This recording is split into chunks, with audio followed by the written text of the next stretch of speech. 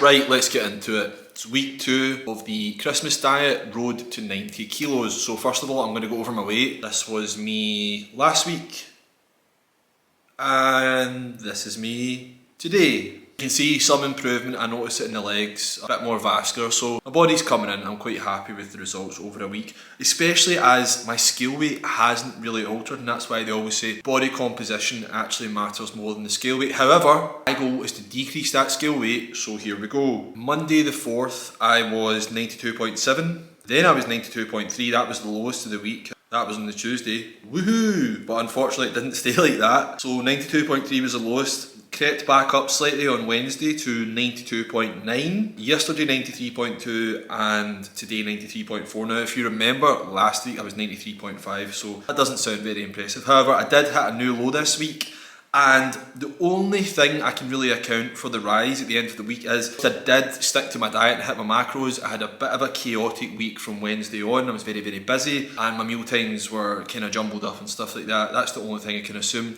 I've also been training hard, so there's some inflammation obviously, that always adds a little weight. Ultimately, like, it's still, the trend is coming down. Like, my low this week was much lower than my low last week, so I'm quite content, and as I say, my body is coming in, it's tightening up. Up to my steps to 11.5k per day this week. I didn't hit it on Wednesday because I was so busy, but I think I only got to like 4 or 5, but I just increased it proportionately the next few days to catch up. So I'm still going to hit my target for the week. I have to say, no issues this week. I'm feeling super fresh, and I actually feel like my mental acuity has increased since just upping the steps, just making everything super clean, only whole foods. I have to say, a real unlock is the steak and eggs at lunch. I just don't have that mid-afternoon crash, you know, because of the carbs. Yeah, feeling good. My back feels super fresh. I've been, you know, religious with my rehab, and yeah, my back's feeling absolutely fantastic. So everything's good, no issues to report whatsoever. I'm actually really enjoying the process, and I'm going to increase my steps next week to 13,000 a day,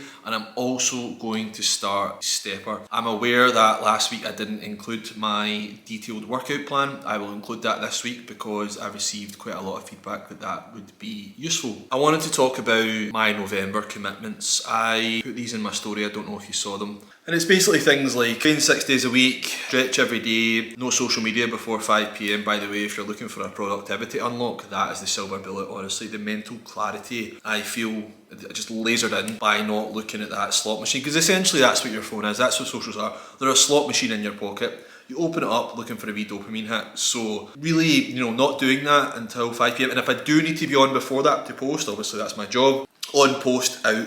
I do not consume. The next one was to invest 40% of my income. Anyway, this is something I've started doing, and I find it super useful. It's just to commit to certain goals month to month. I got the idea when I heard Tom Brady on a podcast. Obviously, if you're aware of Tom Brady, the greatest NFL player of all time, but he was not a naturally athletic person. At the combine, which is the kind of athletic test they do before players get drafted to the NFL, he got terrible marks, terrible scores. His assessment is like famous because it's like skinny, slow, can't throw a tight spiral, like this guy is not going to make it. And then he became the best of all time. And he said in a podcast, he's like, there was no overnight change. I didn't become Tom Brady in a weekend. It was just little iterations. It was, why don't we try more vegetables this month? Why don't we, you know, do some more electrolytes this month? Why don't we drink some more water this month? Why don't we try some more rehab this month? Just gradual building blocks. So I really took that really resonated with me, and I started just making month to month commitments. So the very first month I've done, I'm not eating any junk food this month. And these things can seem hard moment to moment, day to day. The frame I used was zooming out and thinking, in the entire span of my lifetime, whether that's going to be 70, 80, 90 or 100 years, I'm committing to 120. But we'll see, span of my lifetime, I can't stick to something for a month.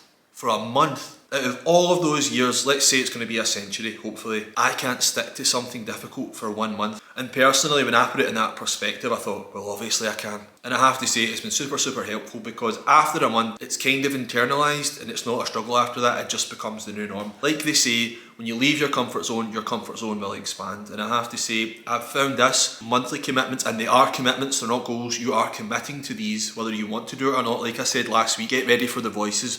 The voice will say, you can just have a little snack today, you can just have a little bit of chocolate today, it doesn't matter. But doing that or not doing that is the difference between you getting or not getting everything you want in life. And you play that out across a big enough scale, being able to silence those voices, being ready to endure the pain of sacrifice or effort or whatever it is. Go through it now, you can go through it later, but you're going to have to go through it if you want to get what you want. Doing things like that is the difference between being successful and not being successful. And like I say, just implementing them month by month by month has been super helpful for me. Another thing I wanted to touch on motivation wise is that ultimately the amount of effort we put in, yeah, we have to sustain it over a lifetime, but my workout today took 90 minutes, an hour and a half out of the 16 hours that I'll be awake. Pride I feel afterwards, or the shame I feel afterwards for not having given my best effort, will last the rest of the day. So when you think about it, the actual activity, the reward or punishment subsequent to the activity or subsequent to not doing the activity is totally disproportionate in relation to the effort put in. 90 minutes of effort this morning, and now I feel like a winner, I feel like an executor, I feel like a high agency successful person for the rest of the day. Whether if I had lain in my bed and done nothing, say I went back to sleep, or even if I just woke up and chilled, as soon as I'm doing that, I get the instant dopamine hit, like, yeah, I'm just going to skip it today. I can rationalise that. But in my head, and this is me speaking personally, and you might not use language like this about yourself, but this is how I look at it, I think, well, you're a lazy piece of shit, and you're always going to be a loser. You are not going to win in life with this attitude. Even when I get the reward of not doing it, it's not really a reward, because I know that I should be there doing it. Then I would feel annoyed with myself for the rest of the day. So the punishment or reward from doing the thing is disproportionate compared to doing the thing. So you may as well do the thing. That's just something that I've been thinking about anyway, and I think it's quite a useful frame. The next thing, and this is the final thing I want to talk about motivation wise, because it's something that held me back a lot when I was growing up. And it was that I used to see people, we all grew up around them, who had natural proclivities, who were naturally talented. And I would think, that guy's just a beast, he's a born winner. Or I'd see even someone who maybe wasn't the most naturally talented, but they were diligent from day one. They had really, great parents behind them, really motivating parents, or they came from a family of success and they were super diligent. That all compounded, and then they blew up and they became a beast. In whatever field, athletic, academic, career, it doesn't matter. I was neither of those things. I was not a genetic beast. And also, I used to do the bare minimum, whether it was boxing, schoolwork, rely on whatever natural talent I had, and I would do the bare minimum. And that really, really changed for me, because again, I just got bored of feeling like, I think I could probably do some pretty great stuff and not doing it. And again, for me, and this is just the language I use, feeling like a fucking waster and kind of a piece of shit for not doing it. I just got tired of feeling like that. It's like they say, when the pain of staying the same becomes greater than the pain of change, you'll change. And that was the breaking point for me. But all that to say that if you see people who are naturally talented, or you see people who have been diligent lifelong, and you're not one of those people, don't panic. You can always change it. It's within your power to change that now. Because I was not naturally gifted, and I was not naturally hardworking. Now I would say I'm extremely hardworking, and that's because I chose to make that decision. It's like they say, your weakness can be your strength. I was worried that I was going to be a lazy waster, so I done everything I could to prove to myself that I wasn't a lazy waster, whether that was, athleticism, career, whatever. And now I don't feel like one. I have now tied my identity to being a diligent, extremely hardworking person. So all that to say, if you don't identify as a born winner, if you don't identify as someone who's been locked in from day one, it doesn't matter. You can always change now. And that's it for this week, guys. I am going to leave my diet in again, but my diet hasn't changed from last week, but I'll leave it in. I think I'm probably going to keep it the same next week as well, because I'm increasing cardio, I'm increasing steps, and I'm adding in cardio in addition to the cardio I'm doing in my workouts. So I don't think I'm going to alter the diet next week either. However, as I say, the diet will be in the description. The workouts I've done this week will be in the description. I'm going to put some podcasts that I have found motivating in the description too. These podcasts aren't necessarily about performance or sport of any kind. Usually they will be about